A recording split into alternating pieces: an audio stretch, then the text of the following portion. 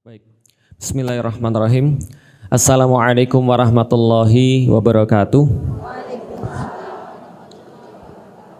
Alhamdulillah, puji dan syukur senantiasa kita panjatkan hanya kepada Allah Subhanahu wa taala.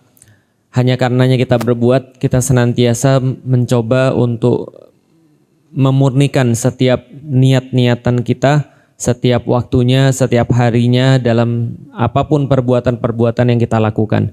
Karena Allah Subhanahu wa taala, Tuhan semesta alam tidak menerima kecuali hanya perbuatan-perbuatan yang terbaik. Tidak menerima kecuali hanya perbuatan-perbuatan yang ditujukan kepadanya. Dan kita memohon kepada Allah, andaikan ada niatan-niatan kita yang tidak baik, ada niatan-niatan kita yang masih kurang, ada niatan-niatan kita yang belum pada tempatnya, mudah-mudahan Allah senantiasa luruskan hati kita, bahwasanya niat kita untuk datang ke masjid, niat kita untuk mengkaji Islam, niat kita untuk bisa melakukan ibadah-ibadah, semuanya hanya karena Allah, dan mudah-mudahan karena itu Allah memberikan balasan-balasan yang terbaik kepada kita. Salat dan salam semoga tercurah dan terlimpahkan kepada baginda Nabi besar Muhammad sallallahu alaihi wasallam yang telah mengajarkan kepada kita dan menunjukkan kepada kita bahwasanya kekayaan itu adalah sesungguhnya kekayaan hati. Hati yang luang, hati yang lapang, hati yang mampu untuk menerima segala ketentuan Allah Subhanahu wa taala. Karena salah satu yang paling sulit di dalam kehidupan kita adalah ketika kita mencoba untuk merendahkan diri kita, kemudian meninggikan Allah. Dalam arti merendahkan diri kita itu, kita menganggap bahwa diri kita itu tidak tahu, bahwa diri kita itu tidak faham yang terbaik. Karena itu kita meyakini bahwa setiap apapun yang Allah berikan ke depan kita, apapun yang Allah jadikan ada di hadapan kita, itu adalah sesuatu yang terbaik yang kita harus nikmati karena Allah. Andaikan Allah memberikan kepada kita sesuatu yang Allah memberikan kepada kita sesuatu yang orang kira, itu adalah sesuatu yang sulit. Tapi karena Allah yang memberikan, maka kita coba untuk menikmati. Kalau Allah memberikan kepada kita sesuatu yang orang kira, itu adalah sesuatu yang sangat baik, maka kita pun mencoba untuk menikmati. Bukan karena apa yang diberikan, tapi lebih kepada siapa yang memberikan. Itu adalah penerimaan terhadap Allah. Maka Rasulullah Shallallahu Alaihi Wasallam mengajarkan kepada kita, beliau tidak pernah mengeluh dalam setiap apapun yang datang kepada beliau, dan beliau meresponsnya dengan perbuatan-perbuatan yang terbaik yang beliau mampu lakukan. Dan mudah-mudahan dengan mencontoh Nabi, kita juga memiliki kekayaan hati dan mampu menjalani kehidupan ini lebih baik daripada orang-orang yang tidak memiliki atau tidak diajari oleh Rasulullah Shallallahu Alaihi Wasallam. Bapak Ibu insya Allah dirahmati Allah, tema kita ini adalah tema yang sangat panjang dan kita belum tahu kapan akan selesai. Karena kenapa? Karena berbicara tentang keluarga, kita tuh kayak lagi balapan. Kita tuh kayak lagi balapan antara kebaikan sama keburukan. Dan kita nggak tahu kita tuh bisa menang atau tidak. Kalau bukan karena kita itu berharap pada Allah, itu kayaknya sulit kita untuk menang balapan dengan keburukan-keburukan dalam keluarga. Karena kalau Bapak Ibu sekalian ngelihat berita setiap hari, berita-berita itu kayaknya semakin membuat kita khawatir. Dan semakin membuat kita tuh berpikir kayak gini, ini baru 2024 dan anak saya mungkin baru ada yang TK, baru ada yang SD. Gimana nanti kalau mereka udah gede, kan gitu. Karena zaman-zaman kita dulu terus terang belum ada problematika seperti sekarang. Bukan berarti kita membanggakan di zaman kita, bukan. Tapi kita cuma pengen ngasih tahu bahwa dunia itu berubah. Karena dunia itu berubah, maka kita pun harus ikut berubah. Dalam arti perubahan yang baik. Karena kalau kita tidak bisa menyesuaikan dalam kondisi anak-anak zaman sekarang, maka gimana caranya kita bisa mendidik mereka? Misal ya, kalau kita lihat, kenapa sih orang-orang bilang semakin kesini anak-anak itu semakin punya problematika mental? Ya gampangnya adalah karena mereka punya sesuatu yang dulu kita nggak punya. Mereka punya handphone, kita dulu tidak punya. Maka yang namanya pergaulan ibu-ibu itu, pergaulan bapak-bapak itu ya cuma pertetanggaan aja. Paling jauh anak kompleks sebelah. Paling parah kita ngelihat orang adalah itu ada anak gedongan. rumahnya bagus, tinggalnya tempatnya bagus, ada mobil, karena zaman dulu nggak banyak yang punya mobil. Ya paling kita cuma ngelihat itu aja. Tapi anak-anak zaman sekarang nggak ngelihat itu. Mereka ngelihat seumur mereka ada anak-anak yang naik helikopter, seumur mereka ada anak-anak yang beli apa aja tinggal beli. Mereka ngelihat ada orang-orang yang kemudian nggak mau hormati makanan dan segala macam. Itu menjadi sesuatu bahan dalam pikiran mereka yang mungkin dulu nggak ada sama kita. Lah dulu aja kita punya tetangga yang beli mobil baru aja kita sirik. Kebayang nggak sih anak-anak zaman sekarang tetangganya tuh bukan cuma di sebelah rumah. Anak-anak zaman sekarang tuh tetangganya itu seluruh dunia. Dan yang dilihat bukan hanya beli mobil baru, maka wajar pemikiran mereka lebih lemah daripada kita. Kenapa? Karena di waktu yang masih muda mereka sudah menghadapi banyak sekali serangan-serangan tadi. Nah itu yang kita bilang, kalau kita sebagai orang tua nggak ngerti kondisi seperti ini, akhirnya yang terjadi kita cuma komplain dan akhirnya kita cuma nyalain anak kita. Dulu mama dibesarkan sama orang tua udah kayak Romusa gitu kan ya, entah anak atau kerja paksa kan gitu. Kamu baru diginin aja sudah begini, kamu baru dimarahin dikit aja udah nangis, kamu baru gini aja udah mau bunuh diri, anak macam apa? Karena kita pikir mereka masih hidup di zaman kita nggak ngerti bagaimana cara untuk memperbaiki. Tapi tidak hanya itu, tidak hanya yang buruk sudah saya sampaikan, yang namanya perubahan itu juga membawa banyak hal yang baik. Misal kalau zaman dulu namanya ibu-ibu kajian ya itu aja. Kajian ya di situ-situ aja. Kalau misalnya ustadz yang ada di daerah itu bagus, jadinya orang-orangnya di situ jadi pinter. Makanya daerah-daerah pesantren itu biasanya satu kampung pinter kalau ustadznya pinter kan gitu. Sampai sekarang kita lihat kan satu kampung beriman gara-gara di situ ada pesantren misalnya. Itu zaman dulu. Tapi kalau misalnya ustadznya atau ulamanya tidak terlalu bagus dalam ngajarin, ya satu kampung pula yang jadinya misalnya nggak terlalu islami. Ustadz nuduh, bukan nuduh, ini kan kenyataan. Coba lihat ya, betapa banyak orang-orang di kampung misalnya zaman dulu nggak kerudungan, bener nggak? Istri saya kadang-kadang nanyanya begini, pertanyaannya apa ya yang mereka dakwain, ustadz-ustadz dakwain sehingga orang-orang ini pada nggak kerudungan, padahal kerudungan ini adalah perkara yang wajib. Kita nggak tahu, yang jelas kita nggak nyalain. Karena kenapa? Karena zaman dulu bisa jadi tantangannya berbeda seperti zaman sekarang. Tapi zaman sekarang orang-orang bisa akses ustadz manapun yang dia suka via media sosial juga. Orang-orang bisa akses ustadz-ustadz yang dia bisa masuk ke dia lewat apapun. Karena yang namanya ustadz-ustadz ini ternyata berbeda-beda. Ada ustadz-ustadz yang nyampein tentang syariat lebih banyak. Ada ustadz-ustadz yang nyampein fikih lebih banyak. Ada ustadz-ustadz yang nyampein tentang sejarah lebih banyak. Ada yang nyampein tentang akidah lebih banyak. Seperti yang kita lihat, jangankan di luar, di masjid ini juga sama. Ustadz-ustadz nggak semuanya satu. Kalau ustadz-ustadz semuanya cuma perlu satu warna, ya nggak perlu ada yang lain.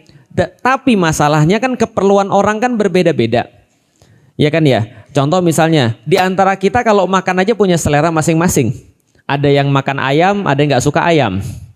Ada yang makan ikan, ada yang makan ikan alergi. Ada yang hobi makan udang, ada yang sekali makan udang bengkak matanya. Itu kan berbeda-beda. Nah sama kayak agama zaman sekarang lebih mudah didapatkan sama orang-orang. Dan otomatis orang-orang jadi lebih banyak tahu juga tentang Islam. Artinya tetap aja perubahan. Kalau perubahan ini kita nggak paham, maka kita akan sangat sulit mendidik anak-anak kita.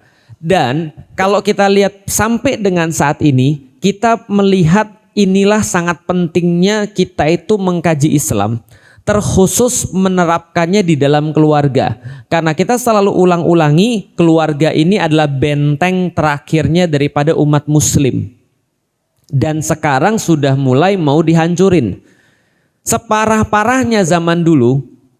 Jadi gini ya, kalau Bapak Ibu sekalian mau ngelihat kondisi kaum muslim, kan sudah kita sampaikan, kondisi kaum muslim itu sangat mudah kalau mau dilihat, lihatlah Baitul Maqdis. Kalau Baitul Maqdis itu diambil orang, berarti kaum muslimin pada saat itu sangat lemah dan bermasalah. Itu mudah banget.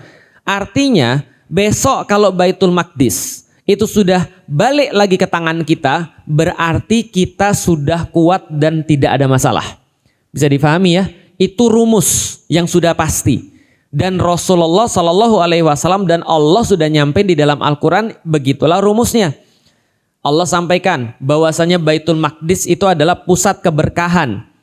Kalau namanya pusat ada masalah, yang lainnya pasti bermasalah, benar nggak? Tiba-tiba di rumah ibu WC-nya kerannya mati. Pas lagi kemudian mau pipis semprotnya nggak bisa keluar. Maka yang pertama kali kita mikir apa? Oh, mungkin semprotannya aja yang rusak. Kita buka keran yang lain. Kalau keran lain masih nyala, berarti masalahnya di semprotan. Tapi kalau semprotannya nggak nyala, kerannya nggak nyala, showernya nggak nyala, tempat air dapur nggak nyala, tempat cuci nggak nyala, berarti masalahnya di mana? Di sumbernya. Entah di toren atas atau di gronteng. Kan gitu. Nah, artinya adalah apa? Baitul Maqdis itu sumbernya keberkahan dunia, terkhusus pada orang-orang yang beriman. Kalau itu bermasalah, itu semuanya jadi masalah. Artinya apa? Kalau mau lihat orang-orang muslim bermasalah atau tidak, lihat Baitul Maqdis. Nah, yang mau saya sampaikan adalah separah-parahnya zaman dulu Baitul Maqdis itu diambil sama tentara salib pada tahun 1099. Itu tentara salib ngambil Baitul Maqdis, tentara salib tidak masuk sampai keluarga. Paham sampai di sini? Tentara salib itu ngerusaknya tidak sampai ke keluarga. Yang terjadi yang rusak pada saat itu apa? Satu, ulama-ulama sudah sepakat pada saat itu penguasanya rusak. Itu udah jelas. Penguasanya rusak, penguasanya berantem satu sama lain. Ukhuwahnya nggak ada. Dan saya tuh bukan lagi ngomong tentang Palestina zaman dulu ya. Coba teman-teman relatein atau dihubungkan dengan zaman sekarang. Kira-kira sama nggak? Sama nggak kira-kira? Lebih parah kita, iya benar. Nggak sama sih, lebih parah kita. Lihat ya, zaman dulu penguasa-penguasanya rusak. Zaman sekarang sama nggak? Penguasa-penguasanya berantem. Zaman sekarang sama nggak? Sama, gitu kan ya. Karena kenapa? Karena ini sudah rumus. Di zaman dulu pertama penguasa-penguasanya rusak. Yang kedua, ulama-ulamanya rusak. Itu yang paling parah. Kenapa? Karena zaman dulu ulama-ulama menggunakan ilmunya bukan untuk kepentingan agama. Mohon maaf, ini ulama sendiri yang nulis, bukan saya yang nulis. Ulama-ulama sendiri nulis sebelum perang salib. Ulama-ulama itu ketika mereka melakukan aktivitas-aktivitas ngajar ataupun mereka kemudian memberikan solusi, ternyata bukan untuk agama Islam, tapi untuk fanatisme madhab. Itu koreksi bagi kita. Hasilnya adalah apa? Hasilnya, coba Bapak Ibu sekalian cari, kalau nggak percaya dengan omongan saya, cari silahkan, mau di Google, mau di buku, mau di kitab, silahkan cari. Pada saat itu sebelum perang salib yang berantem antar madhab. Madhab Syafi'i berantem dengan madhab Hambali. Ya kan ya? Apa kemudian pasalnya? Pasalnya sederhana. Allah itu ada di mana? Imam Syafi'i, bukan Imam Syafi'i ding, Imam Syafi'i baik, bebas. Ulama-ulama dan pengikut Imam Syafi'i menganggap bahwasanya Allah tidak bertempat. Ya kan? Lalu kemudian pengikut-pengikut madhab Hambali berkata Allah harus ada di atas arash. Nggak apa-apa, nggak ada masalah, berbeda. Orang dari zaman dulu sudah berbeda. Tapi masalahnya dibawa lebih panjang lagi. Akhirnya orang-orang yang berkata Allah ada di atas arash. Baca di dalam Al-Quran. Allah beristiwa di atas arash. Lalu kemudian dilanjutin ngomongannya begini. Siapapun yang ngomong bahwa Allah tidak punya tempat, kafir. Paham sampai di sini? Tahu arti kafir? Mereka menganggap bahwasanya Allah ada di atas arash. Itu adalah Al-Quran. Benar? Benar. Pendapat bahwa Allah beristiwa di atas arash, benar? Benar. Yang salah apa? Siapa yang nggak berpendapat seperti saya, kafir. Tahu artinya kafir? Artinya kafir adalah darahnya halal.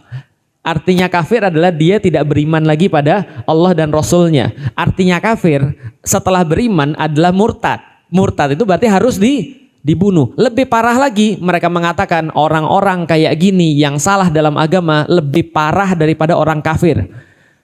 Karena orang kafir itu tidak merusak agama, tapi orang-orang yang merasa Islam tapi kafir, itu kata mereka, itu merusak agama.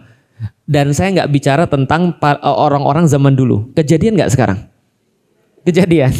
Lah, orang-orang yang kemudian mengikuti bahwasannya Allah nggak bertempat, lalu kemudian ngamuk, lalu nulis lagi, memang mazhab sebelah itu orang-orangnya cacat akal, orang-orang yang nggak ada yang mikir. Coba mikir, kalau seandainya Allah cuma beristiwa di atas aras, Allah kan adalah qadim, Allah kan adalah zat yang terdahulu. Kalau seandainya Allah itu zat yang terdahulu, sebelumnya, sebelum dia ada, itu nggak ada semua. Lah sebelum Allah menciptakan aras, berarti Allah di mana?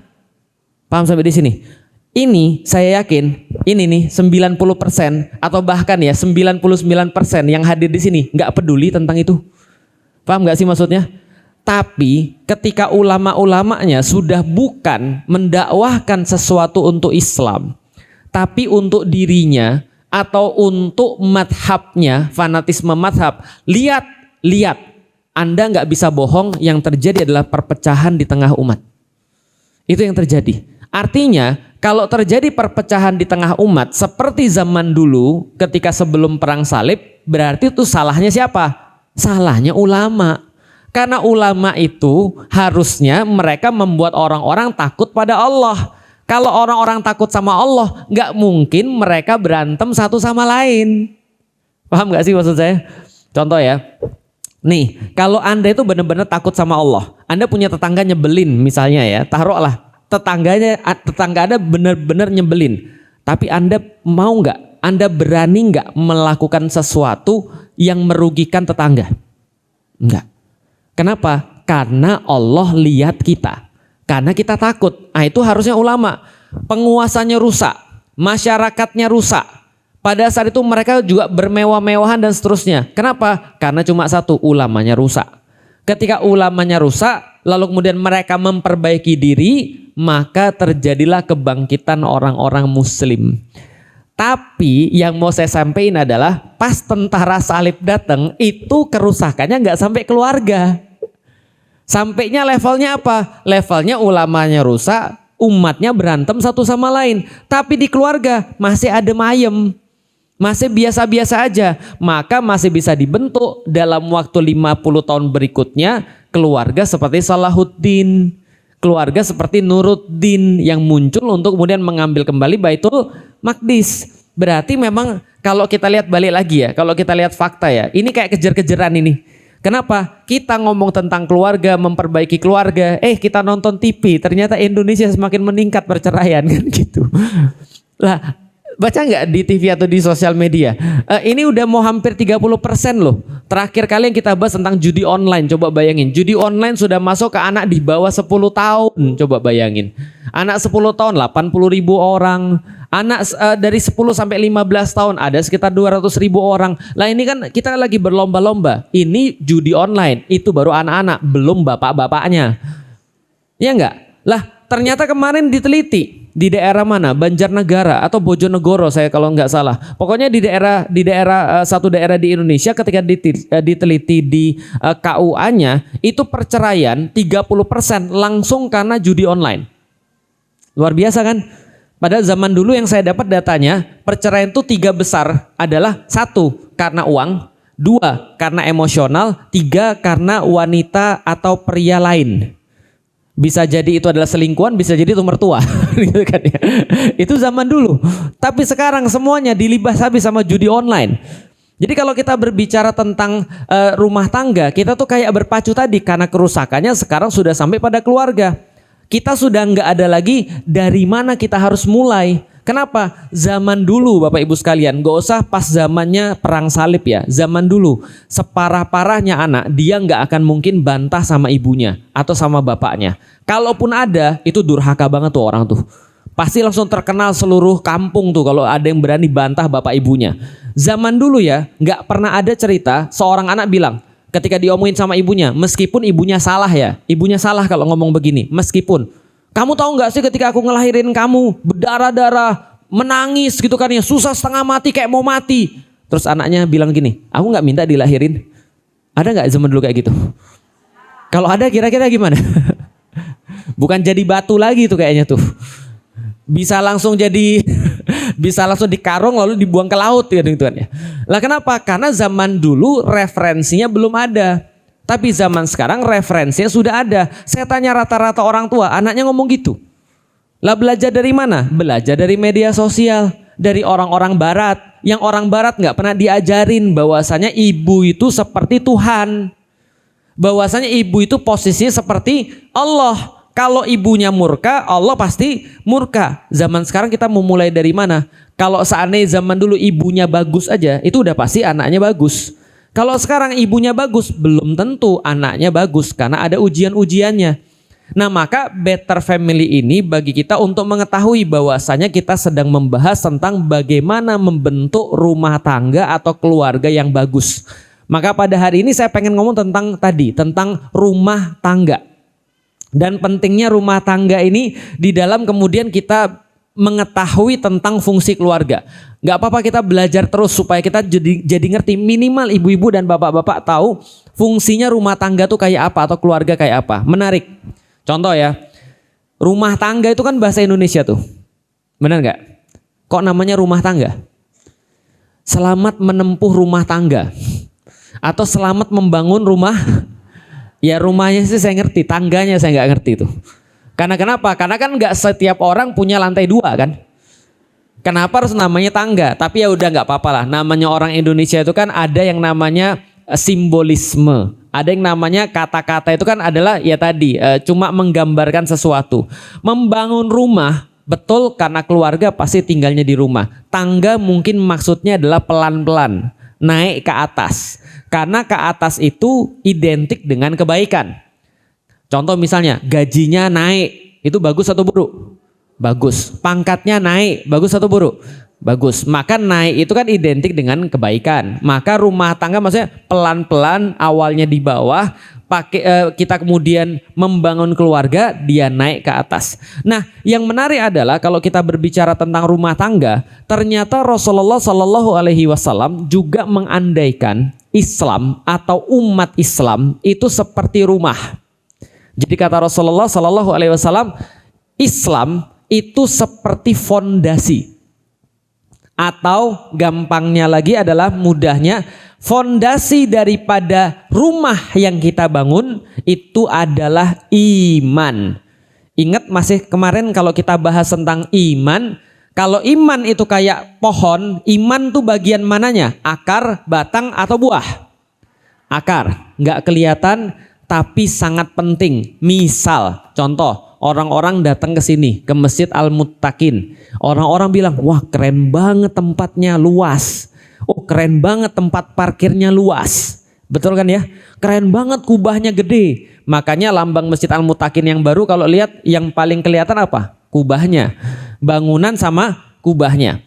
Pernah nggak ada orang pernah nggak lihat ada orang datang ke Masjid Al-Muttaqin yang dia puji adalah, wah keren banget nih fondasinya. Pernah nggak? Nggak, karena fondasi nggak kelihatan. Seperti iman itu nggak kelihatan. Tapi pertanyaan saya, kalau di sini ada yang arsitek, alhamdulillah. Kalau nggak ada arsitek, saya yakin Bapak Ibu juga pasti sudah ngerti. Andaikan kita lagi mau bangun rumah, biasanya kalau kita lagi mau bangun rumah, pertama kali yang dibuat apa dulu? Fondasi. Maka ditanya, ibu mau berapa tingkat? Alhamdulillah karena anak saya ada 8 misal. Kita perlu kayaknya kamar ada 4. Makanya nggak mungkin kalau luas tanahnya segini saya bangun 2 tingkat. Saya maunya 4 tingkat Pak. Oke, 4 tingkat. Dihitung sama teknik sipil, dapat fondasinya, harganya segini, pakai bahan ini kami hitung sudah sesuai. Berani nggak ibu-ibu dan bapak-bapak bilang, boleh kurang nggak? Berani nggak? Berani. Yakin? Kalau soal urusan fondasi nih boleh kurang? Paling kita ngecek emang harganya segitu, betul kan ya? Tapi kalau kita kurangin bahannya, ini fondasi loh masalahnya. Lah kalau kita sudah fondasi udah selesai, kita bangun ke atas, dikasih RAB, dikasih ini anggarannya segini. Kita lihat mahal juga ya. Bisa nggak kalau nggak usah dicat aja kan gitu kan ya? Misal, kita bisa kurangin nggak kalau di atas? Bisa. Ini mau dikurangin bisa, mau dipasang AC bisa, nggak dipasang AC nggak ada masalah. Mau kemudian ini dicat hitam boleh, mau dicat merah boleh, merah muda boleh, cuman males aja gitu kan ya. Boleh aja, tapi yang penting yang nggak boleh diatur atau nggak boleh dinegosiasi adalah yang namanya fondasi. Maka kata Rasulullah, Islam itu fondasinya itu iman. Iman itu nggak kelihatan, nggak ada yang muji, nggak ada yang tahu, nggak ada yang orang kemudian wah keren banget imanmu ya, nggak ada. Tapi itu perkara yang paling penting, termasuk di dalam keluarga. Iman itu perkara paling penting. Apa itu iman? Kita sudah bahas, tapi kita ulangi. Iman adalah bagaimana caranya kita punya keyakinan-keyakinan tertentu sehingga ketika kita merespon sesuatu itu dari keyakinan kita. Contoh, mau makan babi atau enggak? Kenapa enggak mau? Haram. Kenapa haram? Kata siapa? Kata Allah. Kalau dikasih 1 miliar mau makan babi? Mikir juga Ustadz kalau 1 miliar. Oke, enggak mau. Kenapa enggak mau? Percuma Ustadz. Kalau saya makan babi walaupun dikasih 1 miliar, duit habis Ustadz. Andaikan saya mati di hari itu juga, enggak saya bawa pulang itu duit. Enggak saya bawa mati itu duit. Enggak bisa saya nikmati. Apalagi sekarang saya sudah tua Ustadz. Saya tahu saat semakin tua Allah semakin ngambil rasa dari saya. Kemarin makanan-makanan tuh enak, tapi semenjak saya sudah makin tua ini makin gak enak. Ternyata nikmat dunia cuma segitu-gitu aja Ustadz. Yang saya cari nikmat akhirat. Kata-kata ini muncul dari iman. Paham ya? Jadi iman tuh gak bisa dilihat kayak sholat. Iman tuh gak bisa dilihat kayak orang lagi misalnya puasa, tapi iman itu akan berguna ketika dia respons pada satu perkara-perkara tertentu. Kemarin Gaza dibom lagi. Ada seorang ibu-ibu diwawancara. Bayangin, ibu-ibu ini sudah menanti anaknya 14 tahun. Jadi 14 tahun kosong. 14 tahun kosong gak punya anak. Lalu kemudian hamil akhirnya atas izin Allah. Lalu punya anak. Setelah punya anak dia bilang, saya cuma 1 jam ninggalin anak saya. Itu pun saya perlu untuk belikan dia makanan karena dia perlu makan. Saya tinggalin, begitu pulang rumah sudah rata.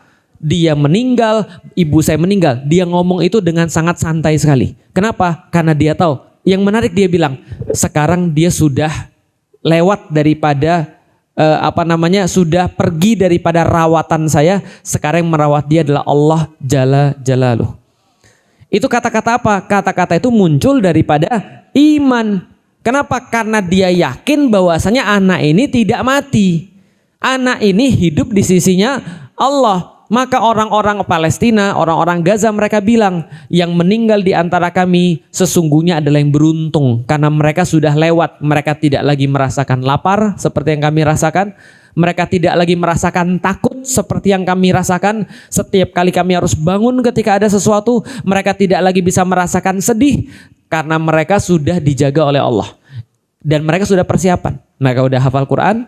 Mereka kemudian sudah bakti sama orang tuanya. Mereka melakukan ibadah-ibadah sejauh yang mereka mampu. Bahkan menurut saya, apapun yang kemudian terjadi pada mereka dan mereka mampu terima selama hampir 9 bulan ini, itu menurut saya mungkin sudah lebih banyak daripada ibadah-ibadah kita yang kita lakukan dalam waktu yang sama. Nah, itu sesuatu yang muncul daripada iman.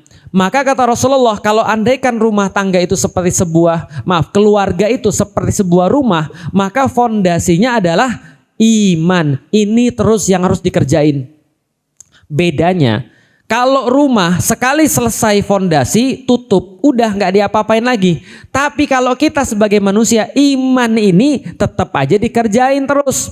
Kita berpikir lagi bagaimana cara orang-orang beriman merespon dalam kondisi seperti ini. Datang sesuatu misalnya nggak enak bagi kita. Gimana cara orang-orang beriman merespons ini? Tiba-tiba ada orang nggak suka datang. Wah ini ibu ini parah dan segala macam. Fitnah dan seterusnya. Gimana cara kita merespon ini? Ketika kita diambil orang-orang yang kita sayangi. Bagaimana cara kita merespon ini? Semua itu adalah bagian daripada iman. Dan cara latihnya sudah kita kasih tahu. Selalu berpikir, menghargai Allah, mencari bukti adanya Allah, mencari kemudian seperti apa ilmunya memahami Allah. Lihat orang-orang zaman dahulu seperti apa mereka beriman pada Allah. Itu semua adalah ilmu untuk fondasi rumah kita, rumah tangga kita, keluarga kita. Itu yang pertama, iman. Yang kedua, Rasul katakan dan tiang-tiangnya adalah sholat. Tiang-tiangnya adalah apa? Sholat. Kenapa sholat? Sebenarnya bukan hanya sholat, tapi sholat ini hanyalah kiasan untuk mengatakan bahwasanya tiang-tiang ini adalah amal-amal soleh. Kalau kita pergi ke satu ruangan, yang paling kelihatan ya tiang. Yang buat tegak itu ya tiang. Kita sudah sampein kalau tiang-tiangnya ini nggak ada, nggak mau kita untuk di bawah sini. Kenapa? Karena kalau tiangnya nggak ada berarti bangunannya tidak kuat. Rumah itu seperti keluarga, maka fondasinya adalah iman. Sedangkan tiang-tiangnya adalah sholat atau wakil daripada amal soleh. Maka rumah, kata Rasulullah, yang tidak dibacakan Al-Quran seperti rumah yang mau roboh. Yang mau roboh tuh kenapa? Tiangnya hancur. Berarti baca Quran, lalu kemudian sholat, lalu kemudian puasa, ibadah-ibadah mahdoh yang kita lakukan di rumah itu sebenarnya seperti memperkuat tiang rumah.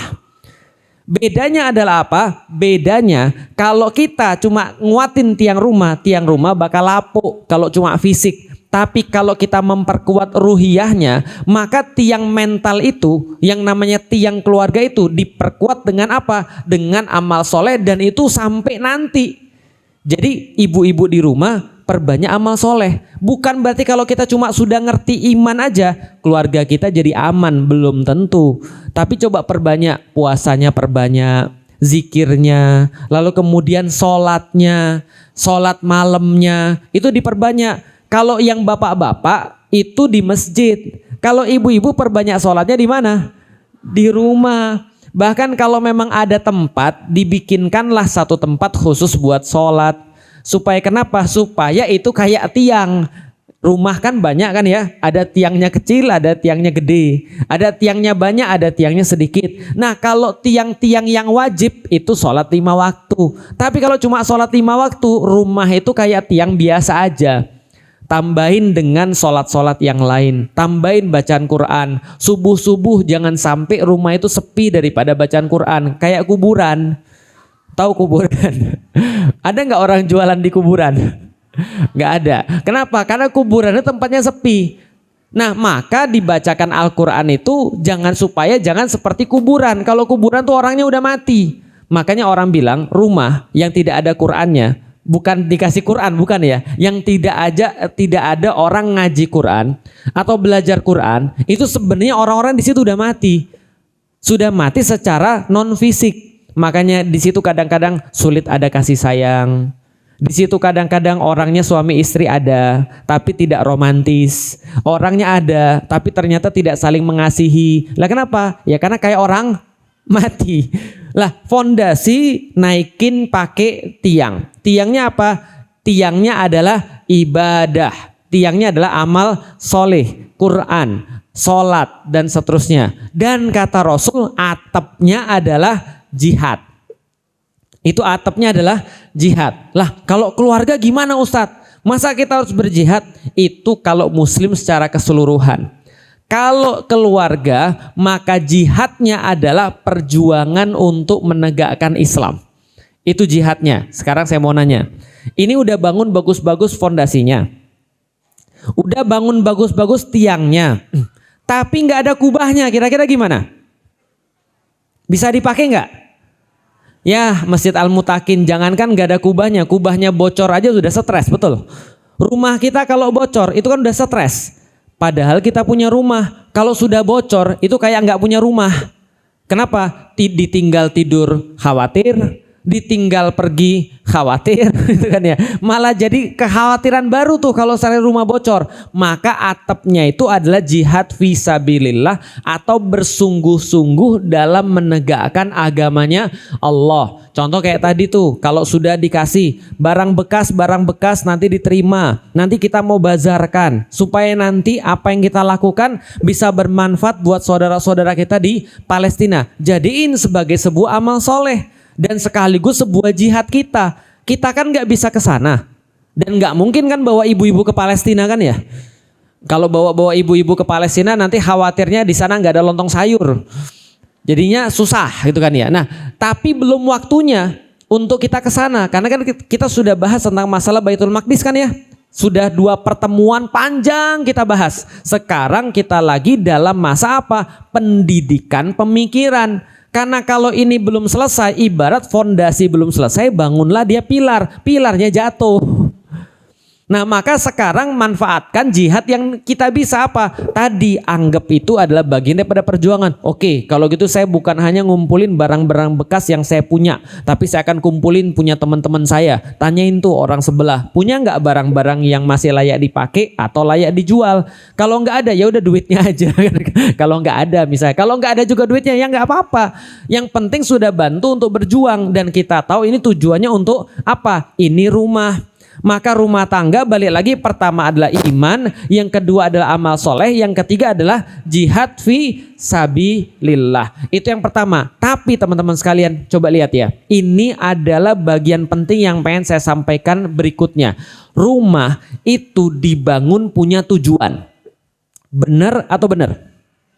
Kalau rumah dibangun tujuannya sudah nggak ada, maka rumah itu pasti akan terbengkalai meskipun dia fondasinya kuat.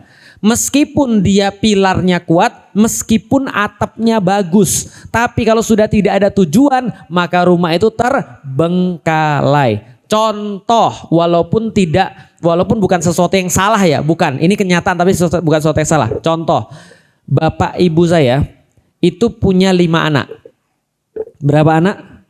5 anak. Anaknya sekarang sudah pada gede. Saya nomor 2.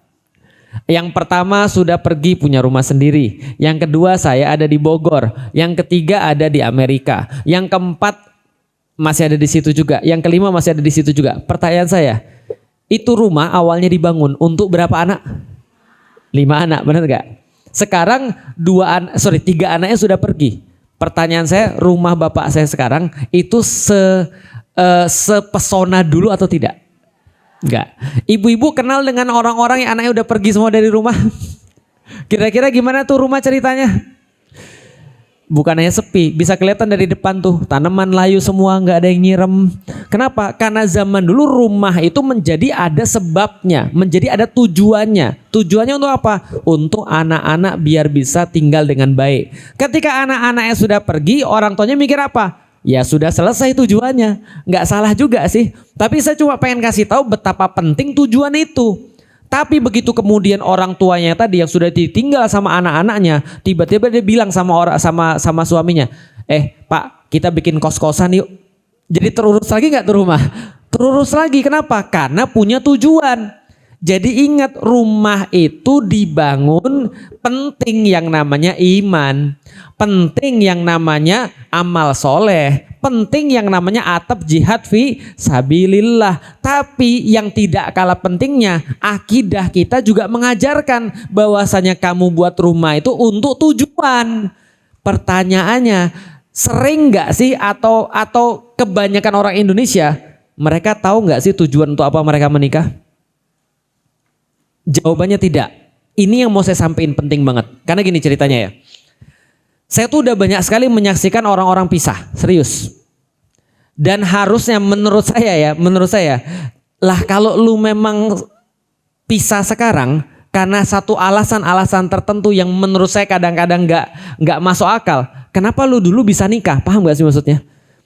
Berarti dulu ketika nikah mereka tidak bicara sampai di titik visi atau tujuan tadi. Visi atau tujuan itu penting banget. Contoh ya misalnya ya, contoh nih, coba kita bahas ya. Ada rumah tangga yang ribut terus. Ini banyak banget yang datang ke saya. Ini suami istri ribut terus. Kalau suami istri ribut terus, yang saya bilang apa? Dua-duanya ayo sini kita coba ngobrol dulu. Terus saya tanya apa? Kalian masih saling suka atau enggak sih sebenarnya? Ya dia nih gini-gini, ya dia nih ribut lagi gitu kan ya. Baru diajak ngobrol ribut lagi. Nah pertanyaannya, kalau ada orang ribut terus tidak ada yang punya cantolan, kira-kira gimana cara nyelesainya? Cantolan tuh gini ya, contoh ya. Anda punya anak, itu kan cantolan. Dia darah daging Anda, itu cantolan. Maka seberapapun besar masalahnya, selama hubungan ayah dan anak atau ibu dan anak itu masih diakui, itu cantolan tuh. Paham ya? Tapi kalau dia sudah ngomong gini, aku nggak minta dilahirkan, itu cantolannya hilang. Jadi susah, kita mau ngomong apapun susah kalau cantolannya sudah nggak ada. Kesepakatannya itu loh maksudnya. Kesepakatan itu cantolannya. Contoh ya, kita nikah untuk apa? Itu cantolannya kita. Saya sama istri saya nikahin kamu karena saya perlu teman dalam dakwah. Maka yang saya minta dua, percaya saya dan dukung saya dalam dakwah. Selama itu ada, maka itu adalah cantolannya. Itu adalah sesuatu yang kita pegang bareng-bareng. Itu kesepakatan kita. Maka ketika kita ada masalah, saya berapa kali entah ngomong, ingat gak kenapa saya nikahin kamu? Paham ya? Ketika begitu kita balik lagi kepada sesuatu yang sudah kita sepakati, kita bisa ngobrol. Maka kesalahan-kesalahan dia itu bisa diperbaiki kalau tidak berkaitan dengan dia nemenin saya dalam dakwah, perjuangan dakwah, itu aja. Selama tidak berkaitan dengan ini masih bisa diobrolin. Tapi kalau sudah nggak ada ini, apapun bisa buat kita marahan, dan kalau kita sudah marahan nggak ada penyelesaian. Karena sudah nggak ada apapun lagi yang kita sepakati. Bisa dipahami nggak sih? Contoh ya, selama orang itu masih komitmen di dalam satu rumah tangga, iya, aku masih tetap mau kamu jadi istriku. Dan istrinya bilang, aku juga masih tetap kamu mau jadi suamiku. Ya udah, kita bisa obrolin. Ya udah, kalau gitu masalahnya apa nih? Iya, dia itu Ustadz, suka judol Ustadz. Dia tuh make duit saya. Ya udah, tinggal bilang, Mas, ini dia nggak suka, bisa berhenti atau tidak? Ya saya sih sulit sih Ustadz, tapi karena saya masih komitmen saya coba. Oke, gimana caranya? Ini pernah saya lakukan. Oke, saya langsung telepon bosnya, mulai dari sekarang transfer duitnya ke istrinya. Selesai kan ya? Asal orangnya sudah komitmen, masih mau jalanin, masih mau untuk memperbaiki. Bosnya transfernya ke istrinya. Supaya apa? Nggak dipakai sama laki-laki. Kadang-kadang laki-laki udah punya duit, dia kira itu duit dia. Sementara anaknya belum makan di rumah. Istrinya cuma dikasih bayam. Emang Popeye kan gitu kan ya.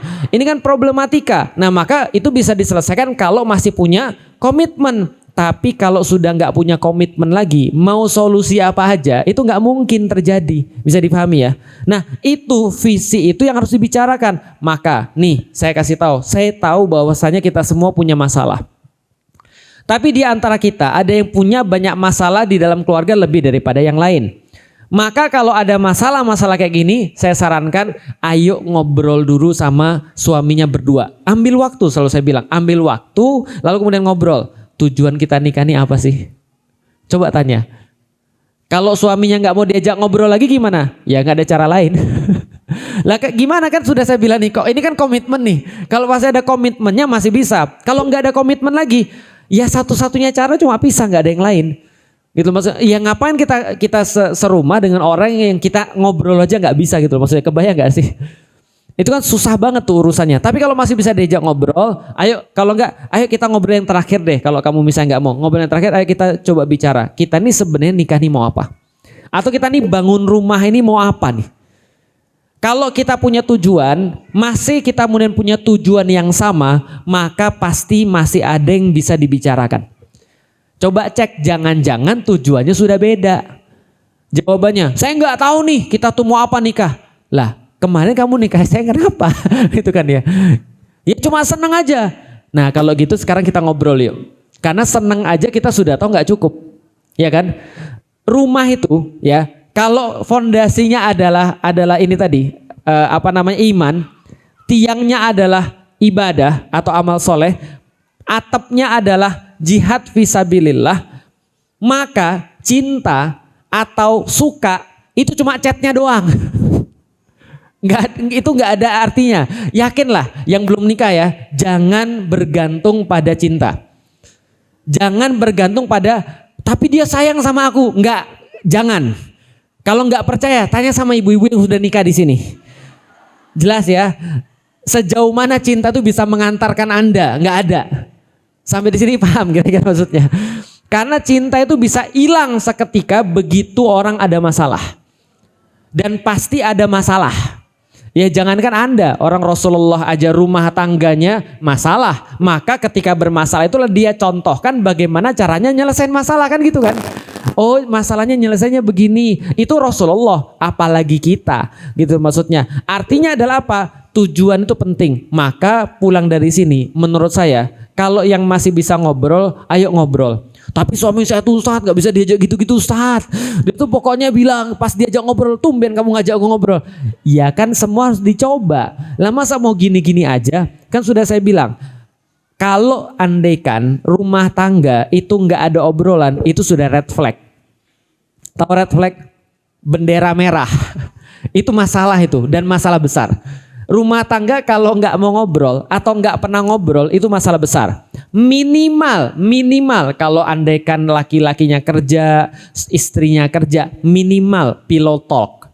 Minimal obrolan bantal. Maksudnya apa Ustaz? Ngobrol sama bantal? Bukan. Ngobrol sebelum tidur itu bagus, pillow talk minimal. Atau pagi-pagi minimal bisa makan bareng. Itu minimal. Meja makan itu tempat ngobrol. Ranjang itu tempat ngobrol yang bagus, gitu kan ya. Apalagi kalau nggak bisa, coba keluar dulu, ambil waktu. Mama, papa mau pergi umroh dulu ya berdua, ya ngobrol di situ.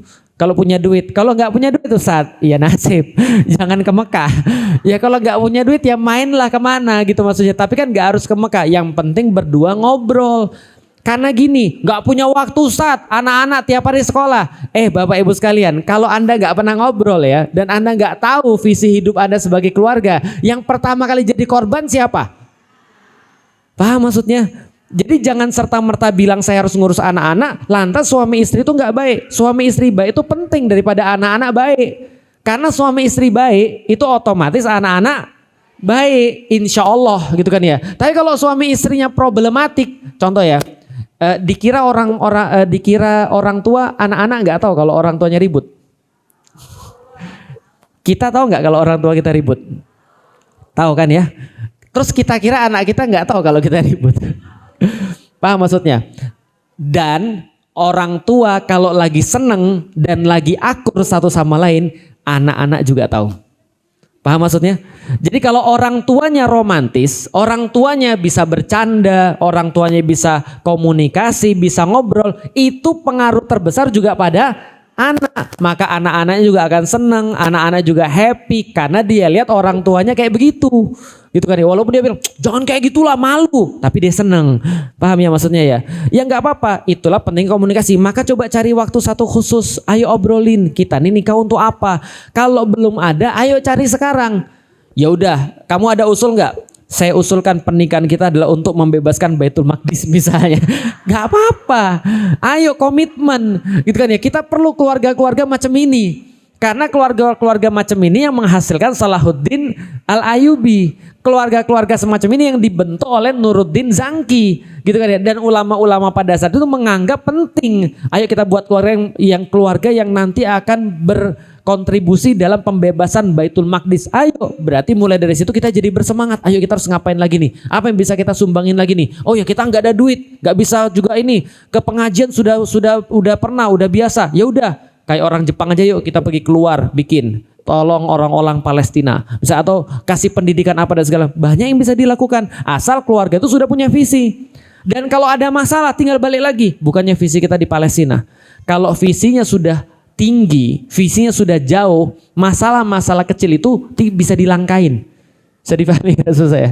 Tapi kalau Anda tidak mau bikin masalah yang jauh, Palestina itu kan masalah ya, Baitul Maqdis kan masalah ya, tapi masalahnya keren nggak? Keren untuk kita selesaikan, worth, berharga untuk kita selesaikan. Bahkan kita mati pun berharga untuk itu. Benar nggak? Lah kalau Anda itu sudah matanya di situ, udah kepalanya di situ, kupingnya udah di situ. Kira-kira kalau seandainya masalah-masalah kecil, kayak kira-kira anak sekolah di mana bisa jadi ribut nggak? Loh, Anda jangan remehin loh. Ini teman saya ini ada yang problematika rumah tangga gara-gara anaknya itu sekolah di mana? Gara-gara bapaknya bicara ini, ibunya bicara itu. Kalau kita sudah jauh mikirnya, kita udah jauh kekhawatirannya, maka perkara-perkara kecil itu Allah hilangkan dari rumah tangga kita. Tapi kalau kita tidak mau mikir jauh, ya udah kita akan disibukkan dengan perkara-perkara kecil. Bisa difahami maksudnya. Nah, maka ini penting menginstal visi di dalam keluarga. Dan bagaimana cara instalnya?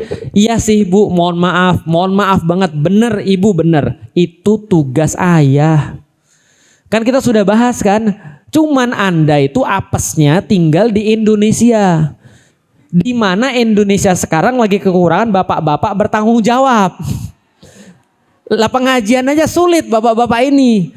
Nah maka mau nggak mau ibu-ibunya harus urun kepada permasalahan tadi, yaitu adalah gimana caranya agar bapak-bapak ini obrolin tentang visi rumah tangga. Kita nih bentuk rumah tangga mau apa? Kamu tuh ibarat nahkoda, tapi jangan ngomong gitu ya. Maksudnya jangan ingat ya kata-kata saya pengajian sebelumnya. Laki-laki tuh nggak suka harga dirinya diganggu, gitu kan ya. Anda lebih baik bisa bilang gini, saya tuh kayak cuma pembantu di dalam rumah, pembantu di dalam kapal atau pembantu di dalam rumah. Baiknya saya dan semua keluarga itu kamu, maka kita sangat berharap sama kamu. Nah itu coba tentu ini. Sebenarnya visi pernikahannya tuh apa? Bangun rumah kan bukan cuma bangun rumah doang. Tapi ada sesuatu yang diinginkan dari rumah itu. Maka kalau dia pengen rumah itu jadi sekolah, pasti beda cara bangunnya, seperti rumah jadi tempat tinggal atau rumah jadi tempat jualan. Boleh nggak? Boleh-boleh aja, tergantung kemudian keluarga itu visinya mau apa. Kalau visinya sudah dapat diobrolin terus, yakin Allah yang nolong keluarganya Bapak Ibu sekalian. Kalau visinya yang dibicarakan tiap hari di dalam keluarga sudah agama, sudah Allah, mudah-mudahan Allah yang memperbaiki hati-hati kita supaya saling bisa untuk baik sama pasangan kita. Walau bisawab, ini bisa saya sampaikan. Kalau ada pertanyaan nanti kita persilahkan setelah nanti panitia mengedarkan.